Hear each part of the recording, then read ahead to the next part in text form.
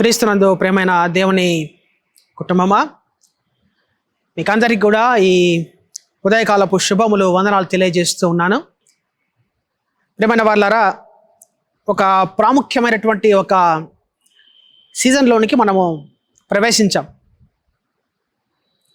Lent కాలములు అనగానే ఉపవాసం ఉండటం, ఉపవాసం ద్వారా దేవునికి దగ్గర కావటం, ఉపవాసం ద్వారా మన శరీరాన్ని నల్లగొట్టుకోవటం, ఆత్మను బలపరుచుకోవటం మనం ఈ లెంట్ దినాల్లో మనం చేసేటువంటి పని.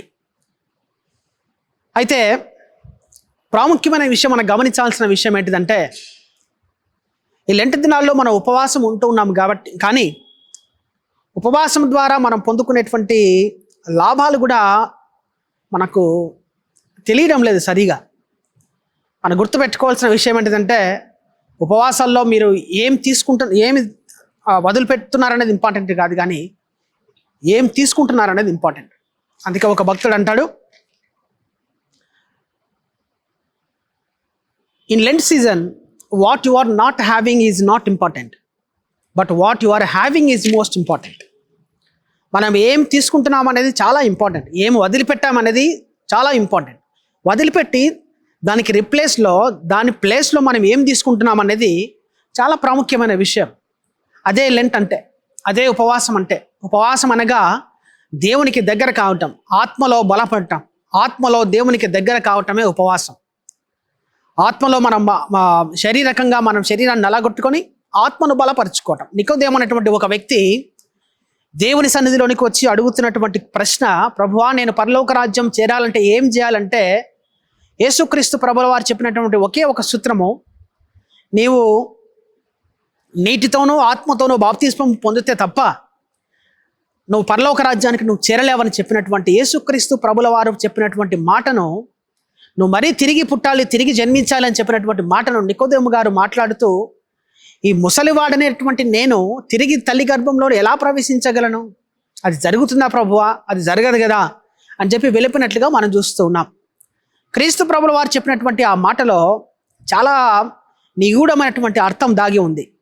ఇప్పుడు మనం ఆ అర్థాన్ని మనం జ్ఞాపకం చేసుకోవాలి. ఎందుకంటే ఈ లెంట్ దినాల్లో మనం చేయవలసిన పని కూడా నీటి ద్వారాను ఆత్మ ద్వారాను బాప్తిస్మము పొంది నూతన జీవితం పొందుకోవాలి. అంటే 40 దినాలు మనం ఉపవాసం ఉండిన తర్వాత, మన పరిశుద్ధ గ్రంథంలో 40 దినాలు అనేటువంటి మాటకు, 40 అనే మాటకు చాలా ప్రాముఖ్యత ఉంది కదా, అందరికీ తెలిసిన విషయమే. 40 దినాల తర్వాత 41వ దినము కొత్త జీవితం స్టార్ట్ అవుతోంది. 40 సంవత్సరాల ఆ జీవితం తర్వాత 41వ సంవత్సరంలో మోషే భక్తుడు గొప్ప నాయకుడిగా మార్చబడ్డాడు. 40 దినాలు 40 సంవత్సరాలని ఎన్నో సందర్భాల్లో పరిశుద్ధ గ్రంథంలో ప్రస్తావించబడింది ఈ నంబర్. అయితే ఈ 40 దినాల్లో మనము క్రైస్తవులుగా మనం చేయవలసిన పని, నీటి ద్వారాను ఆత్మ ద్వారాను మన బాప్తిస్మం పొందితే తప్ప మన పరలోక రాజ్యంలో చేరలేం. అయితే ఈ నీటి ద్వారా బాప్తిస్మం పొందడం అంటే ఏంటిది? ఈ ఆత్మ ద్వారా బాప్తిస్మం పొందడం అంటే ఏంటిది? నీటి ద్వారా బాప్తిస్మం పొందడం అంటే, మనం సాధారణంగా మనం ఆచరిస్తున్నటువంటి సాక్రమెంట్స్లో బాప్తిస్మం పొందుతున్నప్పుడు తల మీద నీళ్లు చల్లి బాప్తిస్మం తీసుకోవటమా, లేదంటే పూర్తిగా నీళ్ళలో మునిగి బాప్తిస్మం తీసుకోవటమా, లేదా ఆత్మలో బాప్తిస్మం పొందటం అంటే అదేంటిది? అది ఎలా సాధ్యం? ఆత్మలో బాప్తిస్మం పొందటం ఎలా సాధ్యం? ఈ క్రీస్తు ప్రభుల వారు చెప్పినట్టు ఈ 2 మాటల్లో అద్భుతమైన సత్యాలు దాగి ఉన్నాయి. మొదటిది, నీటి ద్వారా బాప్తిస్మం పొందమంతా అంటున్నాడు. రెండవది, ఆత్మ ద్వారా బాప్తిస్మం పొందమని క్రీస్తు ప్రభు చెప్తా ఉన్నాడు. ఈ 2 మాటలకు ఉన్నటువంటి సాదృశ్యాన్ని మనం గమనించినట్లయితే, నీటిని పరిశుద్ధ గ్రంథంలో ధర్మశాస్త్రానికి సాదృశ్యంగా వాడుతూ ఉన్నాం. ఇంతకుముందు మనం మాట్లాడుకున్నప్పుడు ముసుగు గురించి మనం చర్చించినప్పుడు, ముసుగు గురించి కాదు, క్షమించాలి, క్రీస్తు ప్రభువు వారు చేసినటువంటి మొట్టమొదటి సూచక క్రియ, దాని గురించి మనం మాట్లాడుతున్నప్పుడు 6 రాతి బాణలో నింపినటువంటి ఆ నీటి ద్వారా, అనగా ధర్మశాస్త్రం ద్వారా మనము పాప పరిహారము పొందమని ఏ విధంగా అయితే మనం మాట్లాడుకున్నామో, అదే రీతిగా ఇది నీరు ధర్మశాస్త్రానికి సాదృశ్యంగా యేసుక్రీస్తు ప్రభుల వారు మాట్లాడుతూ ఉన్నారు. యేసుక్రీస్తు ప్రభుల వారు మాట్లాడుతూ, నీటి ద్వారా నువ్వు బాప్తిస్మం పొందాలి, అదే రీతిగా ఆత్మ ద్వారాను కూడా నువ్వు బాప్తిస్మం పొందాలి. అంటే ఈ 40 దినాల్లో మనం చేయవలసినటువంటి పని, ఈ 40 దినాల్లో మన నీటి ద్వారా, అనగా దేవుడు యేసుక్రీస్తు ప్రభుల వారు మనకిచ్చినటువంటి ఈ పరిశుద్ధ గ్రంథాన్ని మనం సాదృశ్యంగా తీసుకొని, ఈ పరిశుద్ధ గ్రంథం ద్వారా దాన్ని పఠించడం ద్వారాను, దాన్ని ధ్యానం చేయటం ద్వారాను, వాక్యాన్ని ప్రతిదినం వినటం ద్వారాను, వాక్యాన్ని ధ్యానించడం ద్వారాను, వాక్యాన్ని ప్రతిదినము చదవటం ద్వారాను, వాక్యాన్ని ప్రతిదినము పరలోకపు మన్నా ప్రతిదినము దేవుడు ఏ విధంగా అయితే పరలోకము నుంచి కృమణింప చేశాడో, అదే రీతిగా ఈ పరలోకపు మన్నా అని పిలువబడుతున్న ఈ అనుదిన ఆహారాన్ని మనం ప్రతిదినము భుజించడం ద్వారా, ఆ వాక్యము ద్వారా అనగా ధర్మశాస్త్రము ద్వారా మనం బాప్తిస్మం పొందాలి ఈ 40 దినాల్లో. అదే రీతిగా సైమల్టేనియస్గా మనం చేయవలసినటువంటి పని ఆత్మ ద్వారా కూడా దేవుడు బాప్తిస్మం పొందాలి అంటున్నాడు. అంటే ఆత్మ ద్వారా బాప్తిస్మం పొందటం అంటే పరిశుద్ధాత్మని యొక్క ప్రోక్షణ మన జీవితాల్లో అవసరం. మనం అనుకుంటూ ఉంటాం, ప్రతిరోజు నేను వాక్యం చదువుతూ ఉన్నాను, ప్రతిరోజు నేను ఉదయం లేచినప్పటి నుంచి వాక్యాన్ని వింటూనే ఉంటాను, వాక్యాన్ని ధ్యానిస్తూనే ఉంటాను అంటున్నాము. కానీ వాక్యాన్ని ధ్యానించిన, వాక్యాన్ని ప్రతిదినం చదివిన, పరిశుద్ధ గ్రంథంలో 66 పుస్తకాలు 66 సార్లు చదివినప్పటికీ కూడా నీకు పరిశుద్ధాత్మని యొక్క ప్రోక్షణ నీ జీవితంలో లేకపోతే, మన జీవితంలో లేకపోతే మనము పరలోక రాజ్యం చేరడం అనేది జరగని పని. కాబట్టి దేవుడు చెబుతున్నటువంటి మాట, ఈ 40 దినాల్లో మనము వాక్యం ద్వారా బాప్తిస్మం పొందాలి, పరిశుద్ధాత్మని ద్వారా మనం బాప్తిస్మం పొందాలి. అది ముఖ్యమైనటువంటి సూత్రం ఈ 40 దినాల్లో మనం చేయవలసినటువంటి పని. అయితే ప్రాముఖ్యంగా ఈ 40 దినాల లెంట్ కాల దినాలు ఎలా ఆరంభమయ్యాయి అనేది కూడా మనం జాగ్రత్తగా తెలుసుకోవాలి. ఎందుకంటే చాలామంది ఇతరులు అడుగుతూ ఉన్నప్పుడు మనం సమాధానం చెప్పలేనటువంటి స్థితిలో ఉన్నాం. పెద్దలు చాలామంది మనకు వాక్యాల ద్వారా బోధించారు, 40 దినాలకు ఉన్నటువంటి ప్రాముఖ్యతను బోధించారు. లెంట్ దినాలు ఏ విధంగా స్టార్ట్ అయ్యాయి, ఎందుకు స్టార్ట్ అయ్యాయి కూడా మనకు బోధించారు. అదే రీతిగా భస్మ బుధవారం రోజున మనం భస్మాన్ని ఎందుకు వేస్తున్నాం అనేది కూడా మనకు బోధించారు. అయితే ఈరోజు నేను కొంచెము ఇంకా లోతుగా వాటి గురించి వివరించాలని ఆశపడుతూ ఉన్నాను. కాబట్టి ప్రియమైన దేవుని బిడ్డలారా, ఈ లెంట్ దినాలు ఎలా ఆరంభమయ్యాయి, ఈ భస్మ బుధవారం అనేది ఎందుకు మనం ఆచరిస్తూ ఉన్నాం, ఈ లెంట్ దినాల్లో మనం చేయవలసిన పనులను ఈరోజు మనం పరిశుద్ధాత్మని ప్రేరేపణ ద్వారా మన కొద్ది దినాలు మనం చర్చించుకుందాం, ధ్యానించుకుందాం. మొదటిగా ప్రార్థనలో గడుపుదాం. ప్రేమగల మా ప్రియ పరలోకపు తండ్రి, దయగల మా దేవానికి వందనాలయ్యా. ఈ ఉదయకాల సమయంలో మరొక మారు ఈ లెంట్ కాల దినాల్లో ఈ లెంటను గురించి మేము చర్చించబోతూ ఉన్నాం, భస్మముల గురించి చర్చించబోతూ ఉన్నాం. పరిశుద్ధాత్మ దేవ, మీరే మాతో మాట్లాడండి. వాక్యంలో దాగి ఉన్నటువంటి నిగూఢమైన సత్యాలు నీ సేవకుని ద్వారా మాకు వినిపించి, ప్రభా, మాలో నిద్రపోతున్నటువంటి మా ఆత్మను నిద్రలేపి, ఆత్మ ద్వారాను నీటి ద్వారాను మేము బాప్తిస్మం పొందుకొని రక్షణ మార్గంలో నడిచే కృపను మాకందరికీ దయచేసి మీరే మహిమ ఘనతలు పొందుకోమని మా ప్రభు అయిన క్రీస్తు ద్వారా అడిగి వేడుకుంటున్నాము తండ్రి, ఆమేన్. ప్రియమైన వారలారా, క్రీస్తు పూర్వం 1446వ సంవత్సరం 1446వ సంవత్సరంలో ఒక గొప్ప కార్యం జరిగింది, ఒక గొప్ప అద్భుతం జరిగింది. ఏంటా అద్భుతం? నిర్గమాకాండం 12వ అధ్యాయంలో అద్భుతం ఉంటుంది. ఏంటా అద్భుతం? 1446వ సంవత్సరంలో మోషే భక్తుని ద్వారా 430 సంవత్సరాల బానిసత్వంలో ఉన్నటువంటి ఇశ్రాయేలీలను యెహోవా దేవుడు మోషేను ఒక బలమైనటువంటి ఒక సాధనంగా వాడుకొని, ఒక ఆయుధంగా వాడుకొని వారిని బానిస జీవితంలో నుంచి వారందరిని బయటకు తీసుకొని వచ్చాడు. అప్పటిదాకా వారు బానిస జీవితంలో భయంకరమైన జీవితాన్ని కొనసాగించారు, భయంకరమైనటువంటి బాధలు పడ్డారు. శారీరకంగా, మానసికంగా, ఆర్థికంగా, మరి ముఖ్యంగా ఆత్మీయంగా కూడా భయంకరమైన వేదనకరమైన పరిస్థితులను వారు ఎదుర్కొని వారు నోరు తెరిచి చెప్పడానికి, బాధలు చెప్పుకోవడానికి వారిని కాపాడేవాడు ఎవడూ లేడు. వారి బాధలు చెప్పుకోవడానికి, పంచుకోవడానికి ఎవడూ లేడు. ఎందుకంటే నా తోటి వాడు కూడా సేమ్ అదే బాధలు పడతా ఉన్నాడు. కాబట్టి తోటి వానికి కూడా బాధలు పంచుకునే లాభం లేదు. కాబట్టి వారు రోధించి ప్రార్థన చేశారు దేవుని దగ్గర, ప్రభువా, మేము పాపులము తండ్రి, మేము పాపులము కాబట్టి మమ్మల్ని బానిసత్వానికి నువ్వు మమ్మల్ని అప్పగించావు.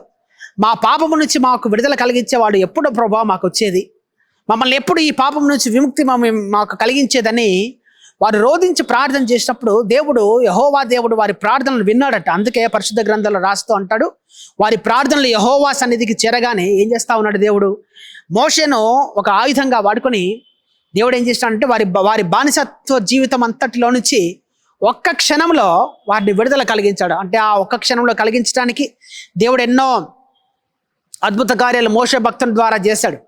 మెటామార్ఫిజం అంటే ఒక కర్రను ఏ విధంగా అయితే మోషే భక్తుడు పాముగా మార్చాడో, అదే రీతిగా అక్కడ ఈ ఐగుప్తు దేశంలో ఈ ఫరో ఎదురుగా ఉన్నటువంటి ఈ మెటామార్ఫిక్ పీపుల్ అనగా మాంత్రికులు ఏం చేస్తూ ఉన్నారు, వాళ్ళు కూడా కర్రను పాముగా మార్చినారు. So what is the difference between Moses and this metamorphic people? వారికి వీరికి మధ్య తేడా అక్కడ ఏం కనపల్లా, ఎక్కడ ఏం లేదు. అక్కడ అయితే దేవుడు కేవలం ఆ మాంత్రికులు చేయగలిగినటువంటి ఆ మంత్రతంత్రాలు మాత్రమే కాక ఐగుప్తు దేశంలో భయంకరమైన తెగుళ్ళు, భయంకరమైనటువంటి పరిస్థితులు తీసుకొని రావటం వల్ల సర్వశక్తి కలిగినటువంటి దేవుడు మాత్రమే ఇలాంటి పనులు చేయగలడు, సాధారణమైనటువంటి ఈ మాంత్రికులు చేసేటువంటి పనులు ఇవి కావని ఫరో గ్రహించాడు. ఆ ఐగుప్తు దేశంలో ఉన్న మనుషులందరూ గ్రహించి యెహోవా దేవునికి భయపడ్డారు. చివరికి ఎప్పుడు భయపడ్డాడు? వారి సైనికులందరూ చచ్చిపోగా సముద్రంలో కాలగర్భంలో కలిసిపోయినట్టనే కళ్ళెదురుగా సముద్రంలో కలిసిపోతే చచ్చిపోతే చూసి భయపడినటువంటి సందర్భాన్ని మనం గుర్తు చేసుకోవాలి. ఇవన్నీ ఎప్పుడు జరుగుతూ ఉన్నాయి? 1446వ సంవత్సరంలో ఈ అద్భుతాలన్నీ దేవుడు చేసి వారిని ఐగుప్తు దేశంలో నుంచి బయటకు తీసుకొని రాబోతున్నటువంటి సందర్భం, ఆ చిట్ట చివరి దినాలు, ఆ బానిసత్వ చిట్ట చివరి దినాలు. ఆ చిట్ట చివరి దినాల్లో దేవుడు, యెహోవా దేవుడు మోషేకు చెబుతున్నటువంటి మాట, అయ్యా మోషే, నువ్వు వెళ్ళి నీ ఐగుప్తు జనం అంటే నేను ఎన్నుకున్నటువంటి నా బిడ్డల దగ్గరికి నువ్వు వెళ్ళి వారందరూ కొన్ని పండగలు ఆచరించాలి. ఆ పండగలకు కొన్ని పద్ధతులు ఉన్నాయి. ఆ పద్ధతుల ప్రకారంగా పండగలు చేయాలి. ఆ నియమాలు నిబంధనలు ఉన్నాయి. ఆ నియమాలు నిబంధనల ప్రకారంగానే పండగలు ఖచ్చితంగా పాటించాలి. ఒక్కటి కూడా రూల్స్ తప్పి మీరు పాటించకూడదు అని ఖరాఖండిగా కొన్ని రూల్స్ అండ్ రెగ్యులేషన్స్ మోషేకి ఇచ్చి, మీరు ఈ విధంగా మీరు పండగలు పాటించండి అని దాదాపుగా 7 పండగలు వాళ్ళకు దేవుడు ఇస్తాడు. ఆ 7 పండగలన్నీ కూడా ఎవరికి సాదృశ్యంగా జరుగుతున్నాయంటే శిలువలో మరణించినటువంటి మన ప్రభువైన యేసుక్రీస్తుకు సాదృశ్యంగా ఆ పండుగలన్నీ జరుగుతూ ఉన్నాయి. అయితే అన్నిటికంటే ప్రాధాన్యమైనటువంటి పండుగ పస్కా పండుగ. ఇంగ్లీష్లో ఏమంటారు దాన్ని? Pass over. అంటే పాస్ అయి వెళ్ళిపోతున్నటువంటి పండుగ. ఏం పాస్ అయి వెళ్ళిపోతా ఉంది? మోషే భక్తునికి దేవుడు చెప్తా ఉన్నాడు, అయ్యా చిట్ట చివరి తెగులు నేను ఈ ఐగుప్తు దేశం మీదకి నేను తీసుకొని రాబోతూ ఉన్నా. ఐగుప్తు దేశంలో ఉన్నటువంటి ఆ కుటుంబంలో ఉన్నటువంటి వాడి బిడ్డలు చచ్చిపోతారు నేను తెచ్చేటువంటి తెగులు ద్వారా. మీరు చేయవలసినటువంటి పని ఏంటిది?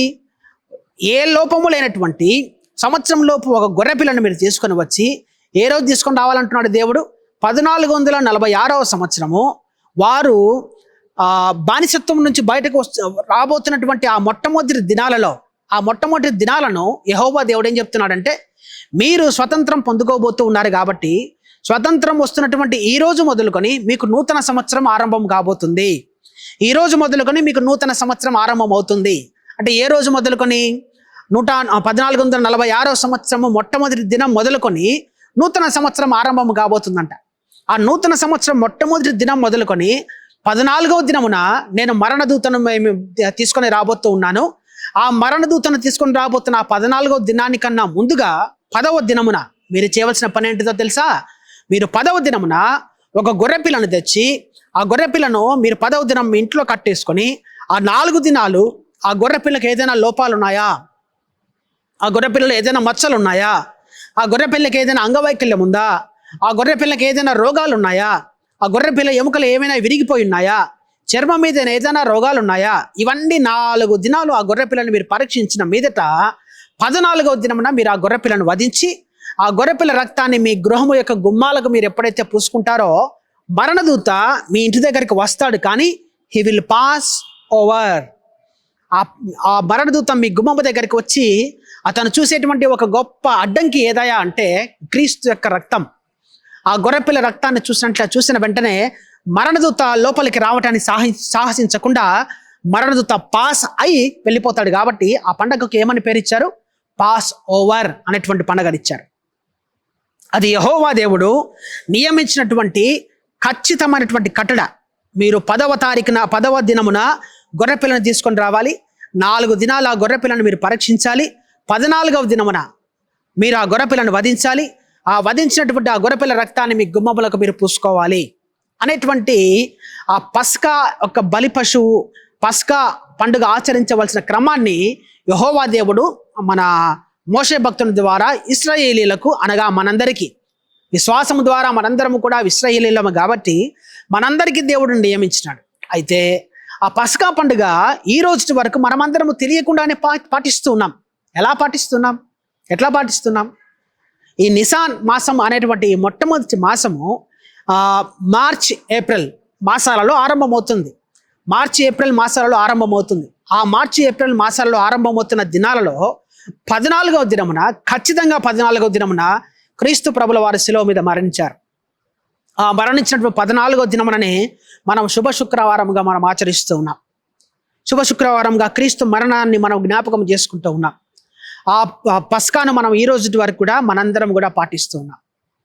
ఆ పస్కాలో ఉన్నటువంటి గొర్రెపిల్ల ఏ విధంగా అయితే మరణించాడో, ఆ పాపం ఎరిగినటువంటి అన్బ్లెమిష్డ్ ల్యాంబ్, పాపం ఎరిగినటువంటి ఆ గొర్రెపిల్ల మన కొరకు శిలువ మీద మరణించినటువంటి ఆ దినాలను మనం ఈ రోజు వరకు కూడా మనం జ్ఞాపకం చేసుకుంటూ ఉన్నాం. అది ఈ లెంట్ కాల దినాలు మనం ఆచరించడానికి, శుభ శుక్రవారము ఈస్టర్ పండుగలు ఆచరించడానికి అదొక పునాది అయితే, దాని మీద మనం ఎన్నో మెట్లు మనం కట్టుకున్నాం. ఆ ఎన్నో మెట్లు మనం కట్టుకున్నాం.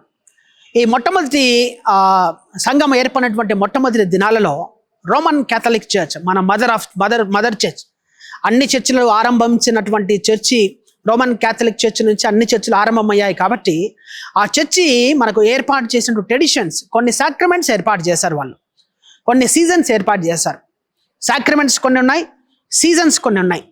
అడ్వెంట్ సీజన్ అని, తర్వాత క్రిస్మస్ సీజన్ అని, ఎపిఫనీ సీజన్ అని, లెంట్ సీజన్ అని, ఈస్టర్ సీజన్ అని, పెంతకోస్టల్ సీజన్ అని, తర్వాత ట్రినిటేరియన్ సీజన్ అని, ఇలా సీజన్స్ మనం పాటిస్తూ ఉన్నాం, ఆచరిస్తూ ఉన్నాం. కొన్ని వందల సంవత్సరాల నుంచి మనం పాటిస్తూ ఉన్నాం.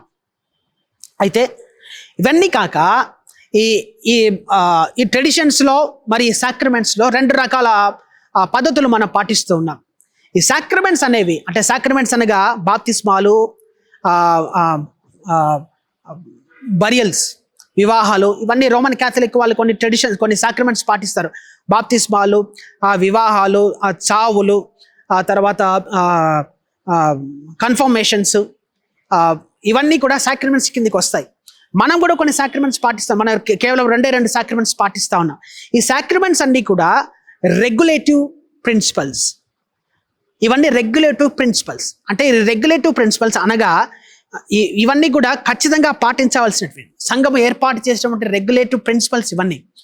నార్మేటివ్ ప్రిన్సిపల్స్ కొన్ని ఉన్నాయి. ఆ నార్మేటివ్ ప్రిన్సిపల్స్లోనే ఈ Advent season, Christmas season, Epiphany season, Lent season, ఈ సీజన్స్ అన్నీ కూడా నార్మేటివ్ సీజన్స్ కిందకి వస్తాయి. రెగ్యులేటివ్ సీజన్ అనేది రెగ్యులర్గా, కంపల్సరీగా, ఖచ్చితంగా ప్రతి క్రైస్తవుడు చేయవలసినటువంటి పనులు. ఈ రెగ్యులేటివ్ ప్రిన్సిపల్స్లో ప్రతి ఒక్కరూ క్రైస్తవుడు అని పిలువబడేవాడు ఖచ్చితంగా బాప్తిస్మం తీసుకోవాల్సిందే, ఖచ్చితంగా కన్ఫర్మేషన్స్ తీసుకోవాల్సిందే, ఖచ్చితంగా క్రీస్తు యొక్క శరీర రక్తంలో పొందుకోవాల్సిందే, ఖచ్చితంగా పరిశుద్ధ వివాహాలు ఖచ్చితంగా చేసుకోవాల్సిందే. అది ఆలయంలోనే చేసుకోవాలి, మనం ఎక్కడ బయట చేయం కదా. ఇవన్నీ కూడా రెగ్యులేటివ్ ప్రిన్సిపల్స్, రెగ్యులర్గా, కంపల్సరీగా, ఖచ్చితంగా పాటించవలసిన నియమ నిబంధనలు. నార్మేటివ్ ప్రిన్సిపల్స్ మనం పాటించేటివి ఇవన్నీ. లెంట్ సీజన్ అని, క్రిస్మస్ సీజన్ అని, ఎపిఫనీ, అడ్వెంట్ సీజన్, ఇవన్నీ కూడా నార్మేటివ్ ప్రిన్సిపల్స్. ఇవన్నీ రెగ్యులేటివ్ ప్రిన్సిపల్ కిందికి రావు. అయితే ఇవన్నీ మనం పాటిస్తూ ఉన్నాం ఇప్పుడు. అయితే ప్రియమైన దేవుని బిడ్డలారా, ఈ నార్మేటివ్ ప్రిన్సిపల్స్లో మనకి ఇచ్చినటువంటి ఈ లెంట్ కాల సీజన్ మనం గమనించినట్లయితే, మనకు పెద్దలు భస్మ బుధవార దినాన మనకు చాలా స్పష్టంగా చెప్పారు. 365వ సంవత్సరంలో కాన్స్టాంటినోపిల్లో చక్రవర్తి అయినట్టు కాన్స్టాంటిన్ అనేటువంటి చక్రవర్తి ఈ పద్ధతిని ఆరంభించాడు. అయ్యా, మీరందరూ క్రీస్తు యొక్క శరీర రక్తంలో పొందాలి అంటే క్రీస్తు యొక్క శ్రమలను మనకు ధ్యానించాలి. క్రీస్తు యొక్క శ్రమలను ధ్యానించి ఆ శ్రమల ద్వారా, ఆ ధ్యానించడం ద్వారా దేవుడు మన కొరకు దాచి ఉంచినటువంటి 14 ఆశీర్వాదాలు ఉన్నాయంట. 14 ఆశీర్వాదాలు ఉన్నాయి. జోసిఫస్ అనేటువంటి హిస్టోరియన్ రాస్తూ అంటాడు, క్రీస్తు శ్రమలను మనం ఎప్పుడైతే ధ్యానిస్తామో 14 రకాల ఆశీర్వాదాలు మనకు వస్తాయంట. ఆ ఆశీర్వాదాల గురించి మనం రాబోతున్న దినాల్లో మనం ధ్యానం చేసుకుందాం. ఆ ఆశీర్వాదాలన్నీ మనం పొందుకోవాలి అంటే క్రీస్తు మనకు ఏర్పాటు చేసినటువంటి ఈ రెగ్యులేటివ్ ప్రిన్సిపల్స్లో మనకు ఉన్నటువంటి ఈ పద్ధతులను మనం ఖచ్చితంగా పాటించాల్సిందే. ఈ నార్మేటివ్ ప్రిన్సిపల్స్ మనకు ఏవైతే ఉన్నాయో, క్రీస్తుకు దగ్గర కావడానికి పెద్దలు మనకు ఏర్పాటు చేసినటువంటి ఈ నార్మేటివ్ ప్రిన్సిపల్స్, ఇవన్నీ కూడా మనం ఏదో ఊరికే టైంపాస్ కోసం మనం ఏర్పాటు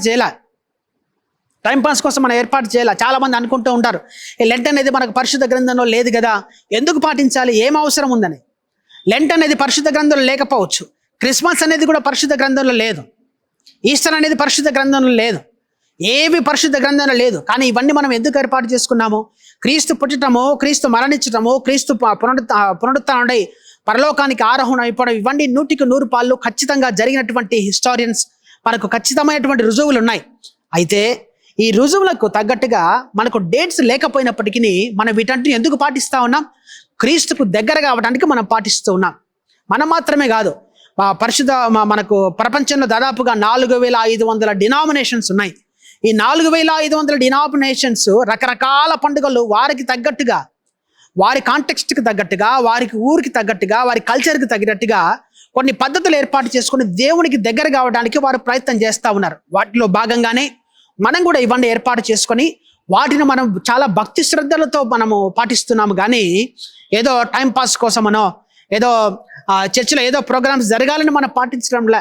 దేవునికి దగ్గర కావడానికి, ఆత్మీయంగా మనం బలపడడానికి, ఆత్మీయంగా ప్రతిరోజు మనం చేసే ప్రార్థన ద్వారా ప్రతిరోజు ఒక్కొక్క మెట్టు దేవునికి దగ్గర కావడానికి మనం ప్రయాసపడుతున్నాం, మనం ప్రయత్నం చేస్తూ ఉన్నాం. కాబట్టి ప్రియమైన దేవుని బిడ్డలారా, ఈ దేవుడు ఏర్పాటు చేసినటువంటి ఈ ప్రిన్సిపల్స్ అన్నీ కూడా, ఈ ప్రార్థన, ఈ పద్ధతులన్నీ కూడా మనం ఖచ్చితంగా దేవునికి దగ్గర కావడానికి మనం ప్రార్థన చేద్దాం, దగ్గర కావడానికి మనం ప్రయత్నం చేద్దాం. మనం చేసే ప్రతి ప్రయత్నంలో ఆ పరిశుద్ధాత్మ దేవుడు మనకు నిత్యము తోడుంటాడు. ప్రతిదినం మనం చేసే ప్రతి ప్రార్థనకు పరలోకం నుంచి దేవుడు తన చేతులు చాచి ఆశీర్వదిస్తూనే ఉంటాడు. ఎందుకంటే యెషయా భక్తుడు అంటాడు కదా, రక్షింపనేరక ఉండినట్లు యెహోవా హస్తములు కురచకాలేదంట. ఆయన చేతులు కుర్చి దాచుకొని ఉండలేడు, చేతులు చాచి ఉంచినాడు. ఈరోజు మనము చేయవలసినటువంటి 40 దినాల్లో మనం చేయవలసినటువంటి పని, ఆయన చాచినటువంటి ఆ చేతుల నీడలోనికి మనం పరిగెత్తడం. ఆ చాచినటువంటి ఆ చేతుల నీడలోకి మనం పరిగెత్తి దేవుడిచ్చేటువంటి ఆశీర్వాదాలు పొందుకుందాం. మన ప్రార్థనల ద్వారా మన కుటుంబాలు దీవించబడాలి, మన సంఘము దీవించబడాలి, మన రాష్ట్రాలు దీవించబడాలి, మన దేశాలు దీవించబడాలి. మన ద్వారా ఉజ్జీవము మన లోకంలో జరిగించడానికి మన సంఘము ఒక కారకంగా మార్చబడాలి. కాబట్టి ప్రియమైన దేవుని కుటుంబమా, ఈ 40 దినాలు ఉట్టి పుణ్యానికి మనం ఏర్పాటు చేయలేదు. కాబట్టి ఈ ఆత్మల రక్షణ కొరకు దేవుడు ఏర్పాటు చేసినటువంటి నార్మేటివ్ ప్రిన్సిపల్స్లో ఈ ప్రిన్సిపల్స్ అన్నీ కూడా తప్పకుండా మనం పాటిద్దాం. పాటించినటువంటి మన హృదయాలను చూసేటువంటి గొప్ప దేవుడు కాబట్టి మన హృదయంలో ఉన్నటువంటి ఆశను దేవుడు తృప్తిపరుస్తాడు. మనందరినీ పరలోకం నుంచి దేవుడు దీవిస్తాడు. ఆ దీవెనలు పొందుకోవడానికి ఆ పరిశుద్ధాత్మ దేవుడు మనందరికీ సహాయం చేసి నడిపించును గాక. దేవుడి మాటలను దీవించును గాక. ఆమెన్.